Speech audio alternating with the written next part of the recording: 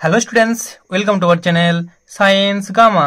এখন তোমাদের ক্লাস 10 তথা মাধ্যমিকের ভৌত বিজ্ঞানের রায় ও মার্টিন প্রশ্নবিচিত্রার ভলিউম 2। এই ভলিউম 2 এর তোমাদের 1 নম্বর যে মডেলটা দেওয়া হয়েছে সেই 1 নম্বর মডেলের তোমাদের এই ভিডিওটিতে গ্রুপ এ, গ্রুপ বি এবং গ্রুপ সি তিনটা গ্রুপ একটা ভিডিওতে দেব। এর পরের ভিডিওতে তোমরা গ্রুপ ডি পেয়ে যাবে। একসঙ্গে সব গ্রুপগুলো দিতে গেলে ভিডিওটা অনেক বড় হয়ে যাবে, কারণ 90 নাম্বার অর্থাৎ এর সঙ্গে অথবা কোশ্চেন আছে, মানে প্রায় অ্যান্সার ধরো 140 নাম্বার বা 130 নম্বরে করতে হবে, তো ভিডিও বড় হয়ে যাবে, সেজন্য গ্রুপ ডিটা আলাদা করে দেবো। তো তোমরা চ্যানেলটিতে নতুন হয়ে থাকলে এই ধরনের ভিডিওগুলি পাওয়ার জন্য তোমরা অবশ্যই চ্যানেলটিকে সাবস্ক্রাইব করে রাখো। তো দেখো গ্রুপ এ, একের দাগের একেরটা কি বলেছে, সিএফসি দ্বারা বায়ুমণ্ডলের যে স্তর ক্ষতিগ্রস্ত হয় তা হলো মেসোস্ফিয়ার, স্ট্র্যাটোস্ফিয়ার, এক্সোস্ফিয়ার, ওজোনোস্ফিয়ার। তো সঠিক অ্যান্সারটা হবে ডি এরটা, ওজোনোস্ফিয়ার।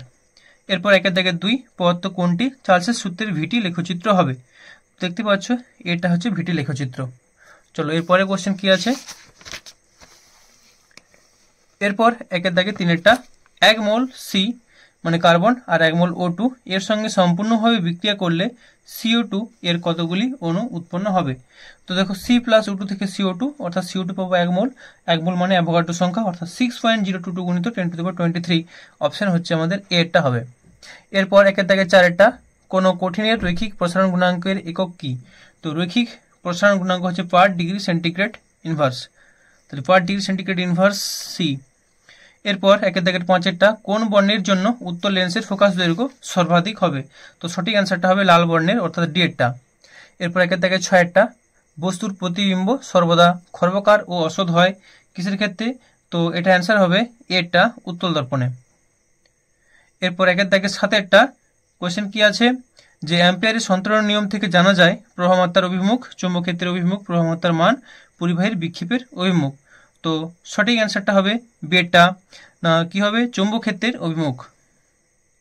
এরপর একের দাগের 8-এরটা, R1, R2, R3 তিনটা রোধ, যেখানে R1 এর মান বেশি সবচেয়ে, তারপর R2 সবচেয়ে কম R3। রোধ তিনটি মানে R1 > R2 > R3। রোধ তিনটি সমান্তরাল সময়ে যুক্ত হলে তুল্য রোধ যদি R হয়, সেক্ষেত্রে কোনটা ঠিক হবে? তো সঠিক অ্যান্সারটা হবে ডি এরটা, R সবচেয়ে কম হবে এবং R1 সবচেয়ে বেশি হবে। এরপর একের দাগের 9-এরটা, RA মানে 88 RA 226 তেজস্ক্রিয় পরিবর্তনে 86 RN 222 তৈরি হলো। নির্গত কণা এখানে কোনটা হবে? তো এখানে নির্গত কণা দেখতে পাচ্ছ 226 - 222 করলে 4 পাচ্ছি, আর 88 - 86 করলে 2 পাচ্ছি। 4 কার হয় না হিলিয়ামের। হিলিয়াম মানে কোন কণা? আলফা কণা, তার মানে অ্যান্সার হবে এটা। এরপরে কোশ্চেন একের দাগের 10-এরটা, আধুনিক দীর্ঘ পর্যায় সারণীতে চ্যালকোজেন মৌলগুলি কোন শ্রেণীতে অবস্থান করে? তো 16 নম্বর শ্রেণী, তার মানে অপশন হবে এটা। এরপর একের দাগের 11-টা, একই সঙ্গে আয়নীয় ও সমযোজী বন্ধন আছে এমন একটি যৌগের নাম লেখো। তো অ্যান্সার হবে ডি এরটা, KCN। এরপর একের দাগের 12, ভোল্টামিটারে অ্যাসিড মিশ্রিত জলে তড়িৎ বিশ্লেষণের সময় অ্যানোডে কি ঘটে? তো অ্যানোডে জারণ ঘটে, আমরা সবাই জানি, এবং অক্সিজেন মুক্ত হয়, তার মানে অপশনটা পাচ্ছি দেখো বি এরটা, জারণ ঘটে ও অক্সিজেন মুক্ত হয়। এরপরের কোশ্চেন একের দাগের 13, নাইট্রোলিম কি? তো বি এরটা, সি, তাহলে CN প্লাস সি অর্থাৎ CaCN2 প্লাস সি, বি এরটা হলো। এরপর একের দাগের 4-এরটা 14টা সরি, পদার্থ কোনটি জিঙ্কের আকরিক জিঙ্ক ব্লেন্ডের সংকেত? তো জিঙ্ক ব্লেন্ড হলো ZnS, বি এরটা। এরপর একের দাগের 15, পদার্থ কোন কার্যকরী গ্রুপটি অ্যাসিটনে উপস্থিত থাকে? তো অ্যাসিটন অর্থাৎ এই গ্রুপটি উপস্থিত থাকে ডি এরটি, CO কিটোন বা কিটো গ্রুপ। এরপর চলে আসো গ্রুপ বি, জীবাশ্ম জ্বালানির মধ্যে কার তাপন মূল্য সবচেয়ে বেশি? তো জীবাশ্ম জ্বালানির মধ্যে যদি বলে তাপন মূল্য সবচেয়ে বেশি, তোমরা বলবে যে এলপিজি তাপন মূল্য সবচেয়ে বেশি। এরপর 2-এর দাগে 2-এরটা, বায়ুমণ্ডলের কোন স্তরে মেরুজ্যোতি দেখা যায়? তো বায়ুমণ্ডলের মেরুজ্যোতি দেখা যায় আয়োনোস্ফিয়ারের মধ্যে, আয়োনোস্ফিয়ার।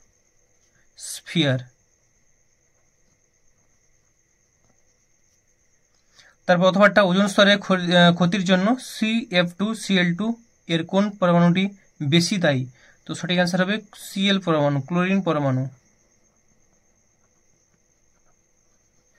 এরপর সত্য মিথ্যা, একই উষ্ণতা চাপে সমায়তন CO2 ও N2 গ্যাসের মধ্যে অণুর সংখ্যা পৃথক।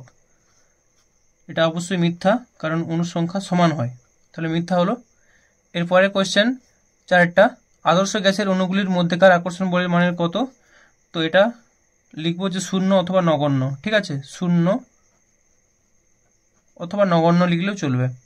এরপর 2-5 হিরে, লোহা ও রূপকে তাপ পরিবাহিতাঙ্কের নিম্নক্রমে সাজাও। তাহলে নিম্নক্রম বলেছে, তাহলে সবচেয়ে কমটা লাস্টে লিখবো, সবচেয়ে বেশিটা ফার্স্টে লিখবো। তাহলে হিরে সবচেয়ে বেশি, তারপরে রূপ, তারপরে হবে তামা, এখানে কি আছে, লোহা। এরপর 6 লেন্সে গঠিত প্রতিবিম্বের ক্ষেত্রে প্রতিবিম্বের দৈর্ঘ্য ও বস্তুর দৈর্ঘ্যের অনুপাতকে ড্যাশ বলে। তো এটা হবে রৈখিক বিবর্ধন।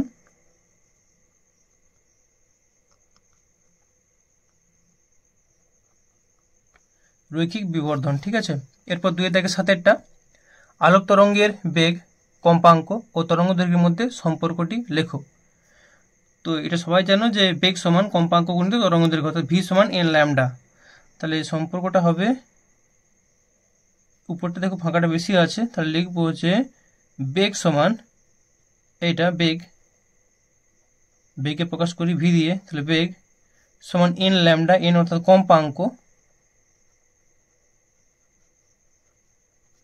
কম্পাঙ্ক ব্র্যাকেট এন গুণিত ল্যামডা হচ্ছে তরঙ্গ দৈর্ঘ্য, তাহলে গুণিত তরঙ্গ দৈর্ঘ্য।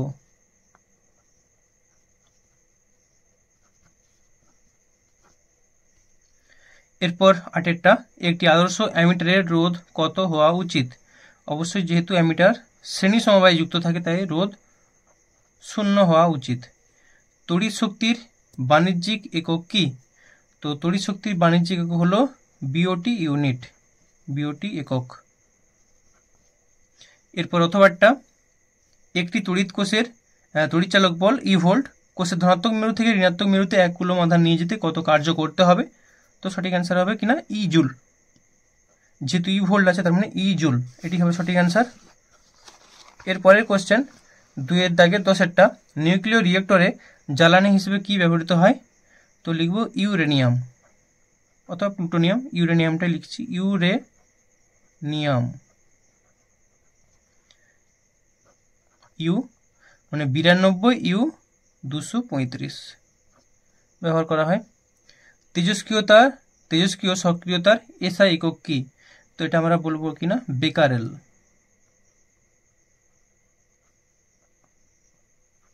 বেকারেল। এরপর বাম স্তম্ভ ডান স্তম্ভ 2.11 একটি মুদ্রা ধাতু কি হবে। তো মুদ্রা ধাতু অবশ্যই কপার, মানে সি এরটা পাশে পাশে লিখে দিচ্ছি, এটা হবে সি। তারপরে অ্যামালগামে সর্বদা উপস্থিত থাকে কি? অবশ্যই পারদ, মানে অপশন এ। একটি ল্যান্থানাইড মৌল অবশ্যই হবে কিনা এটা সিরিয়াম, মানে সি, অপশন ডি। গ্যালভানাইজেশনের যে ধাতুর প্রলেপ দেওয়া হয় সেটি কি হবে না, অবশ্যই জিঙ্ক, মানে বি। তো এটা হলো বাম স্তম্ভ ডাম স্তম্ভ মেলানো দেখিয়ে দিলাম। তো চলো এরপর কি আছে 2-12 কি বলছে দেখো, শূন্যস্থান পূরণ করো। একটি আয়নীয় যৌগের ফর্মুলা যার ক্যাটায়ন ও অ্যানায়ন কোনোটির ক্ষেত্রেই 8টি ইলেকট্রন নেই তা হলো ড্যাশ। তো এটা হচ্ছে lithium hydride, LiH, lithium hydride. এরপর অথবাটা সমযোজী ত্রিবন্ধনযুক্ত মৌলিক অণুর নাম লিখো। তো এটা হবে নাইট্রোজেন, ব্লার হয়ে যাচ্ছে, নাইট্রোজেন।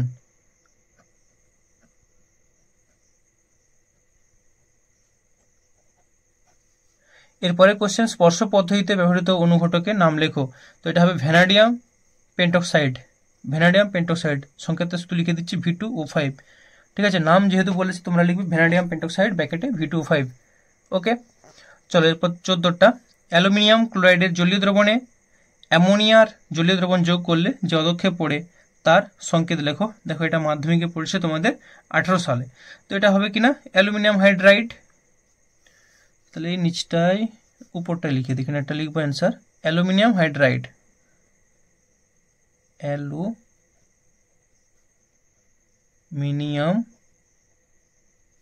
হাইড্রাইড। তাহলে অ্যালুমিনিয়াম হাইড্রাইড এটা হলো অ্যান্সার। যদি সংকেত লিখো সংকেত হবে AlOH এর হোল 3, AlOH এর হোল 3, এটা হচ্ছে সংকেতটা। ব্যাকেট দিচ্ছি মানে সংকেতটা লেখার জন্য, ব্যাকেট এমনি দেওয়ার প্রয়োজন নেই, ঠিক আছে। চলো 15 অ্যালুমিনিয়াম ধাতু নিষ্কাশনে অ্যানোডে কি গ্যাস নির্গত হয়।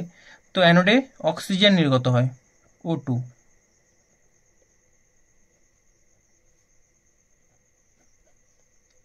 শূন্যস্থান পূরণ। NaCl এর গাঢ় জলীয় দ্রবণে তড়িৎ বিশ্লেষণ করলে অ্যানোডে ড্যাশ গ্যাস পাওয়া যায়।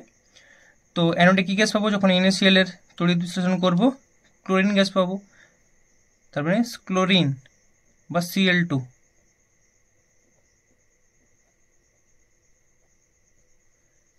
এরপর 16টা তড়িৎ বিশ্লেষণের সময় তড়িতের প্রবাহ কোন তড়িৎদ্বারমুখী হয়? তো দেখো দুটো জিনিস, একটা হচ্ছে তড়িতের প্রবাহ আর একটা হচ্ছে ইলেকট্রনের প্রবাহ। তড়িতের প্রবাহ হয় ক্যাথোড থেকে অ্যানোড বা অ্যানোড অভিমুখী, আর ইলেকট্রনের প্রবাহটা হয় বিপরীত দিকে, অ্যানোড থেকে ক্যাথোডের দিকে। তড়িৎ বিশ্লেষণের সময় তড়িতের প্রবাহ হয় কোন তড়িৎদ্বারমুখী? এটা হবে ক্যাথোড থেকে অ্যানোডের দিকে বা অ্যানোড তড়িৎদ্বারমুখী।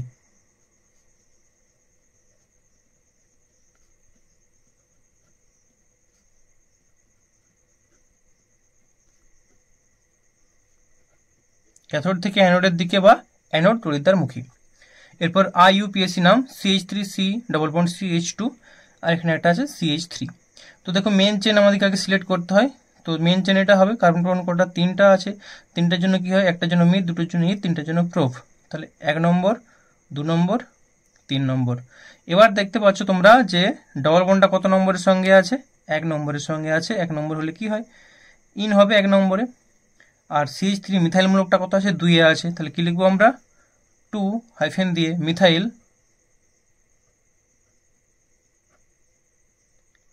Prop 1 in.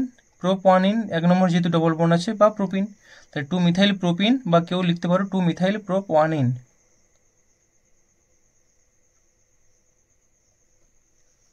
এরপর CH3CH2OH এর একটি সমবায়বের গঠন সংকেত লিখো। তো এটা লিখবে যে গঠন সংকেত বলেছে, তার মানে CH3OCH3 ডাইমিথাইল ইথার। এর সমবায়ের গঠন সংকেত হলো CH3OCH3 অর্থাৎ ডাইমিথাইল ইথার। এরপর 18টা ক্লোরিনের সঙ্গে মিথেনের প্রতিস্থাপন বিক্রিয়ার প্রথম ধাপে উৎপন্ন জৈব যৌগটির সংকেত লেখো। তো এটা হবে না কি? CH3Cl অর্থাৎ মিথাইল ক্লোরাইড। সংকেত বলেছে, এটা হচ্ছে মিথাইল ক্লোরাইড CH3Cl। ব্যাস, শর্ট কোশ্চেনগুলো হয়ে গেল।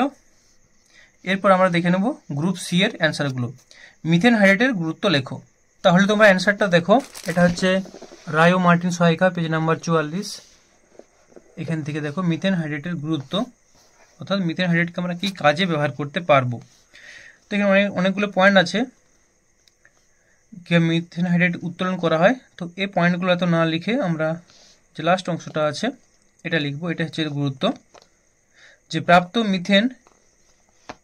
মিথেনের যেহেতু প্রচলিত জীবাশ্ম জ্বালানিগুলি, এটুকু লিখবো, যেহেতু প্রচলিত জীবাশ্ম জ্বালানিগুলির ক্রমবর্ধমান ব্যবহারের ফলে সেগুলির ভাণ্ডার দ্রুত নিঃশেষিত হয়ে যাচ্ছে, তাই ভবিষ্যতে শক্তি সংকটের মোকাবিলায় জীবাশ্ম জ্বালানির বিকল্প রূপে মিথেন হাইড্রেট বিশেষভাবে সহায়ক। এটাই হচ্ছে এর গুরুত্ব। ঠিক আছে, মেন কথা এটাকে জ্বালানি হিসেবে ব্যবহার করব।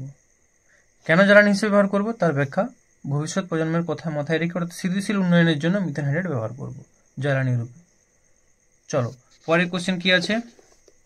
পরের কোশ্চেন হচ্ছে 3 থেকে 2টা, যে উষ্ণতায় 28 গ্রাম N2 গ্যাসের আয়তন 2.56 ATM চাপে 10 লিটার হবে, সেই উষ্ণতাটি নির্ণয় করো। তো তোমাদের অ্যান্সারটা আমি দেখিয়ে দিচ্ছি। তাহলে এভাবে লিখে নিবে যে প্রদত্ত W সমান 28 গ্রাম, M সমান অর্থাৎ যে মোলার ভরটা, নাইট্রোজেন বলছে, নাইট্রোজেনের 14 দুগুণে 28 হয়, তাই 28 গ্রাম পার মোল। P সমান কোশ্চেনে দেওয়া আছে 2.56 ATM, V সমান 10 লিটার। T এর মানটা বের করতে বলেছে, আর আমরা R এর মানটা জানি 0.082 litre atmosphere mole inverse kelvin inverse. সূত্র বসিয়ে দেবো, আমরা জানি PV সমান W/m/T। তাহলে T সমান কত? PVM by WR। মানগুলো বসিয়ে দাও, মানগুলো বসিয়ে কাটাকাটি করো, তাহলে পাবে 312.19। তো এটা হবে অ্যান্সার। তাহলে অতএব নির্ণেয় উষ্ণতাটি হলো 312.19 কেলভিন বা 312.19 মাইনাস 273 করলে 39.19 ডিগ্রি সেন্টিগ্রেড। তোমরা শুধুমাত্র কেলভিনেও রাখতে পারো বা ডিগ্রি সেন্টিগ্রেডে উত্তর রাখতে পারো। এটি হলো অ্যান্সার। চলো পরের কোশ্চেন কি আছে। পরের কোশ্চেন অথবাটা, একটি নির্দিষ্ট ভরের কোনো গ্যাসের 90 সেমি এইচজি চাপে আয়তন 500 সেমি কিউব হলে ওই উষ্ণতায় 60 সেমি এইচজি চাপে গ্যাসটির আয়তন কত হবে। তো এর অ্যান্সারটা দেখে নাও। তাহলে লিখবে এইভাবে, প্রদত্ত P1 সমান 90 সেমি Hg, V1 সমান 500 সেমি কিউব, P2 সমান 60 সেমি Hg। তাহলে V2 সমান জিজ্ঞাসা চিহ্ন, আমরা জানি P1 V1 সমান P2 V2 বা V2 সমান P1 V1 বাই P2। মানগুলো জাস্ট বসিয়ে দাও, 750 পেয়ে যাবে, কাটাকাটি করো। তাহলে অতএব গ্যাসটির নির্ণয় আয়তন 750 সেমি কিউব। এটি হলো এর অ্যান্সার। চলো নেক্সট কোশ্চেন কি আছে। নেক্সট কোশ্চেন 3.3, একটি 5 সেমি দীর্ঘ বস্তু উত্তর লেন্সের সম্মুখে রাখা হলো। 25 সেমি দীর্ঘ একটি প্রতিবিম্ব লেন্স থেকে 100 সেমি দূরে অবস্থিত একটি পর্দার উপর গঠিত হলো। লেন্সটির ফোকাস দূরত্ব নির্ণয় করো। তাহলে অ্যান্সারটা দেখে নাও। তাহলে লিখবে আগে ডেটাগুলো লিখে নাও যে প্রদত্ত H1 মানে কি, H1 হচ্ছে বস্তুর উচ্চতা, বস্তুর উচ্চতাকে H1 বলা হয়, সেটা হচ্ছে 5 সেমি। প্রতিবিম্বের উচ্চতা দেওয়া আছে 25 সেমি। ভি সমান দেওয়া আছে কত, 100 সেন্টিমিটার। ভি মানে হচ্ছে প্রতিবিম্বের দূরত্ব, বস্তু দূরত্ব আমরা জানি না, আর ফোকাস দূরত্ব জানি না, বের করতে হবে। তাহলে আগে রৈখিক বিবর্ধন বের করে নেবো। তাহলে রৈখিক বিবর্ধন এম সমান কি না, প্রতিবিম্বের উচ্চতা ভাজিত বস্তুর উচ্চতা সমান কি, প্রতিবিম্বের দূরত্ব ভাজিত বস্তুর দূরত্ব। তো এই উচ্চতা আর দূরত্ব থেকে আমরা বস্তুর দূরত্বটা বের করে নিতে পারবো। অর্থাৎ যে ইউ অর্থাৎ বস্তুর দূরত্ব তাহলে কত হবে না, H1 বাই H2 অর্থাৎ বস্তুর উচ্চতা ভাজিত প্রতিবিম্বের উচ্চতা গুণিত প্রতিবিম্বের দূরত্ব। মানটা বসিয়ে দাও, তাহলে ইউর মানটা পেয়ে যাচ্ছি 20। তাহলে আমরা কি পেলাম না, বস্তুর দূরত্ব হচ্ছে কত না 20 সেন্টিমিটার। এইবার এটা পর্যন্ত তোমাদের সিলেবাসেই ছিল 20 সেমি। এরপরে যে কন্ডিশনটা করতে হবে, যে lens maker formula 1/f = 1/u + 1/v, লেন্সের সূত্রটা, এই লেন্সের সূত্র তোমাদের অ্যাকচুয়ালি 12-এ আছে, তোমাদের ক্লাস 10-এর সিলেবাসে নেই। তো যাই হোক, অঙ্কটা দিয়েছে, করে নাও। তো লিখবে আবার লেন্সের সূত্র অনুযায়ী বা উত্তর লেন্সের সূত্র অনুযায়ী 1/f = 1/u + 1/v। তাহলে এখান থেকে কি পাচ্ছি আমরা, সরল করলে নিচে uv উপরে v + u মানে u + v। তাহলে f সমান কত, uv বাই u + v। মানগুলো বসিয়ে দাও, ক্যালকুলেট করো, তাহলে পাচ্ছি আমরা 16.66। তাহলে লিখবো অতএব লেন্সটির ফোকাস দূরত্ব 16.66 সেন্টিমিটার। এটি হলো এর অ্যান্সার। চলো এরপরে কি আছে, এরপর 3-এর দাগের 4-এরটা। আচ্ছা সরি, এখানে একটা অথবা দিয়েছে কি, দেখো কোনো আলোক রশ্মি প্রিজমের মধ্য দিয়ে প্রতিসরণের ক্ষেত্রে চ্যুতিকোণের পরিমাণ কোন কোন বিষয়ের উপর নির্ভর করে। তো চ্যুতিকোণের পরিমাণ কোন কোন বিষয়ের উপর নির্ভর করে এটা আমাদের দিয়েছে। তো অ্যান্সারটা দেখে নেব। তাহলে দেখো অ্যান্সারটা, যে চ্যুতিকোণের পরিমাণ 1 নম্বর আপতন কোণের উপর নির্ভর করে। আমি এটা পড়ছি না, পড়তে গেলে ভিডিও বড় হবে, এখান থেকে লিখে নাও। প্রিজমের প্রতিসারক কোণ এ এর উপর, প্রিজমের উপাদানের প্রতিসারাঙ্ক মি এর উপর এবং ব্যবহৃত আলোর তরঙ্গ দৈর্ঘ্য ল্যামডা এর উপর। তো এগুলোর আমি বিশ্লেষণটা পড়ছি না, জাস্ট দেখিয়ে দিলাম অ্যান্সারটা। এটা তোমাদের রায় অ্যান্ড মার্টিন সহায়িকার পেজ নাম্বার আছে 177 পেজে, 12-এর দাগের 2-এরটা। ঠিক আছে, 12-এর দাগের 2। চলো নেক্সট কোয়েশ্চেন কি আছে, অথবাটা হলো এরপর 3-এর দাগের 4-এরটা। ফিউজ তারকে বৈদ্যুতিক লাইনে সমান্তরালে যোগ করলে কি ঘটবে। তো মোদ্দা কথা, সমান্তরালে যদি আমরা যোগ করে দিই, অর্থাৎ সমান্তরালে বলতে লাইভের সঙ্গে সমান্তরালে, অর্থাৎ নিউট্রালের মধ্যে দিয়ে কারেন্টটা তখন যাবে, তখন কি অতিরিক্ত কারেন্ট প্রবাহ হবে। অতিরিক্ত কারেন্ট প্রবাহ হলে বর্তনীর কোনো সার্কিট ক্ষতিগ্রস্ত হতে পারে। অ্যান্সারটা দেখো এইভাবে লিখবো, ফিউজ তার তথা ফিউজ হলো বৈদ্যুতিক সুরক্ষা ডিভাইস, যা ওভারলোডিং বা শর্ট সার্কিট থেকে রক্ষা করার জন্য একটি বৈদ্যুতিক সার্কিট তড়িৎ প্রবাহকে সীমিত বা বাধা দিতে ব্যবহৃত হয়। এবার লিখব, যদি ফিউজ তারটিকে লাইভ তারের সাথে সমান্তরালভাবে অর্থাৎ সমান্তরাল সমবায়ে সংযুক্ত করা হয়, তাহলে সার্কিটে কোনো ত্রুটির ক্ষেত্রে একই সাথে ফিউজ এবং যন্ত্রপাতিগুলির মধ্য দিয়ে প্রচুর পরিমাণে তড়িৎ প্রবাহিত হবে, ফলে এটি যন্ত্রপাতিগুলোকে সুরক্ষার বদলে ক্ষতি করতে পারে।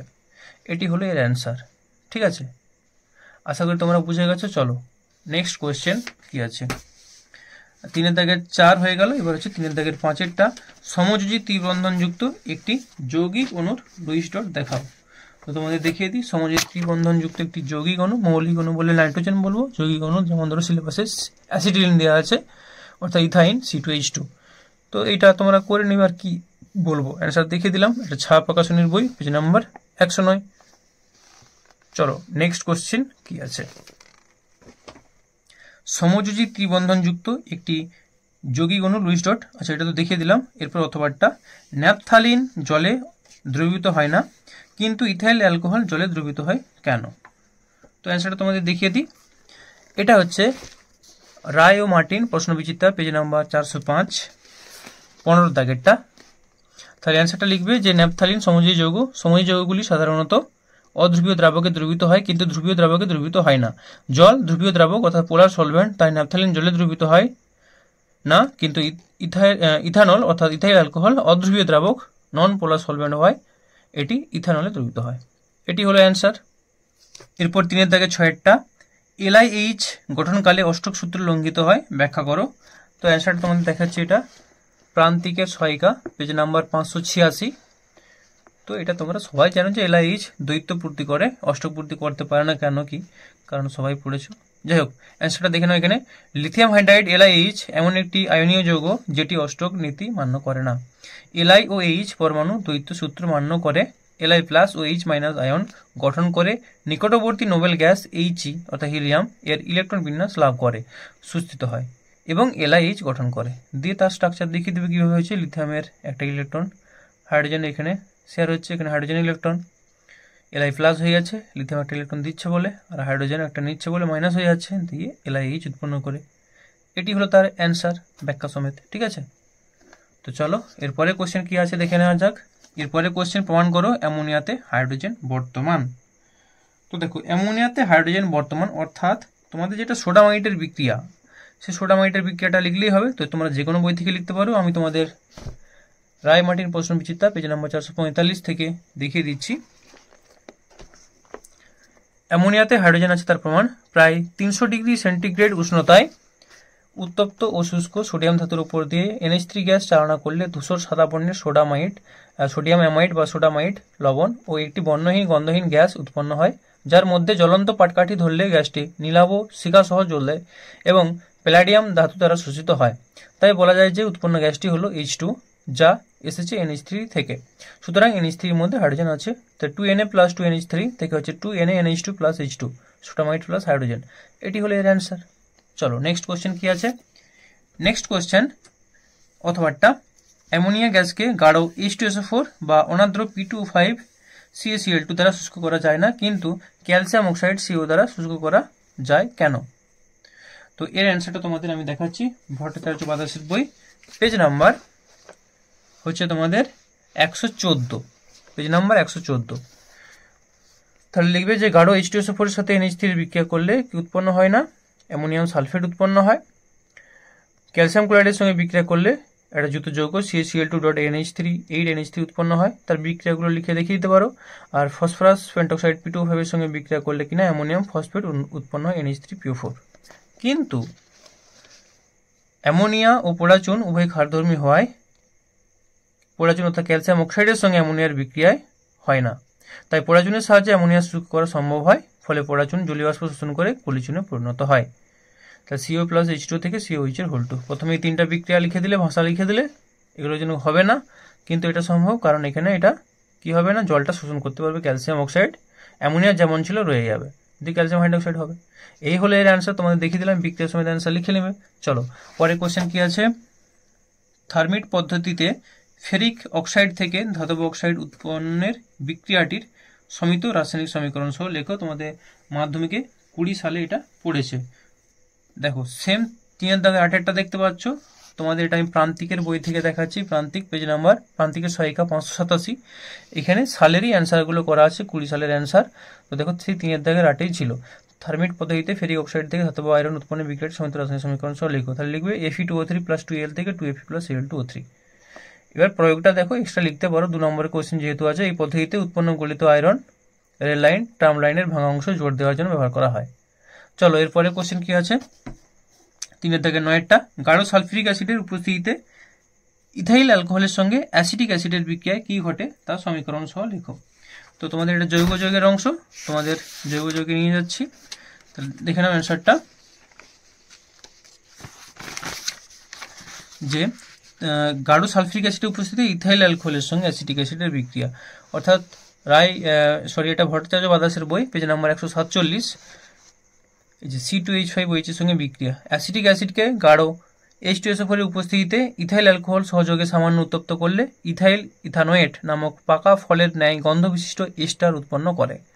তাহলে acetic acid CH3COOH plus ethanol C2H5OH, এখানে দেওয়া হচ্ছে গাঢ় H2SO4 সঙ্গে তাপ দিয়ে পাচ্ছি আমরা ইথাইল ইথানোয়েট অর্থাৎ এস্টার CH3COOC2H5। প্লাস জল H2O। এটি হলো এর বিক্রিয়া এবং অ্যান্সার। চলো নেক্সট কোশ্চেন কি আছে, অথবাটা সিএনজি এর উৎস মাধ্যমিক 19 সালে পড়েছিল, ওর ব্যবহারটা 20 সালে পড়েছিল। তো সিএনজির উৎস এবং ব্যবহার, এটা হচ্ছে সে ভট্টাচার্য বাদাস, পেজ নাম্বার 143। দেখে নাও, সিএনজি উৎস প্রাকৃতিক গ্যাসের খনি থেকে পাওয়া যায়। অনেকগুলো অপশন আছে, পেট্রোলিয়ামের খনি থেকে পাওয়া যায়, তো অত লিখবো না। প্রাকৃতিক গ্যাসের খনি থেকে বা পেট্রোলিয়ামের খনি থেকে সিএনজি পাওয়া যায়, উৎস হয়ে গেল। বা পুরোটা পড়ে দেখে নিতে পারো কি কি, বা পুরোটাও লিখতে পারো। আর ব্যবহার, সিএনজির ব্যবহার, সিএনজি প্রধানত জ্বালানি হিসেবে ব্যবহার করা হয়। তো জ্বালানি হিসেবে ব্যবহার করা হয় লিখলে চলবে, বাকি পয়েন্টগুলো চাইলে লিখতে পারো। তো তোমাদের group A, group B, group C সব পার্টগুলো আমি দেখিয়ে দিলাম। ভিডিওতে একটু বড় হবে, ভালোভাবে অ্যান্সারগুলো তোমাদের করালাম। তো যাই হোক, তোমাদের ভিডিওটি ভালো লাগলে, একটু হলেও যদি উপকৃত হও তোমরা, অবশ্যই ভিডিওটিকে একটি লাইক করো। কি ধরনের তোমরা ভিডিও চাইছো তা কমেন্টে জানাতে পারো। ওকে, সকলে ভালো থেকো, বাই।